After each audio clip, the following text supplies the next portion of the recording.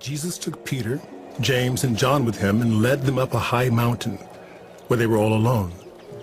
There he was transfigured before them. His clothes became dazzling white, whiter than anyone in the world could bleach them. And there appeared before them Elijah and Moses, who were talking with Jesus. Peter said to Jesus, "Rabbi, it is good for us to be here. Let us put up 3 shelters, one for you, one for Moses, and one for Elijah." He did not know what to say. They were so frightened. Then a cloud appeared and covered them, and a voice came from the cloud. "This is my son, whom I love.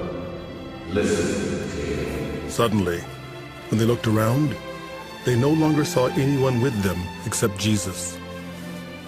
As they were coming down the mountain, Jesus gave them orders not to tell anyone what they had seen until the Son of Man had risen from the dead.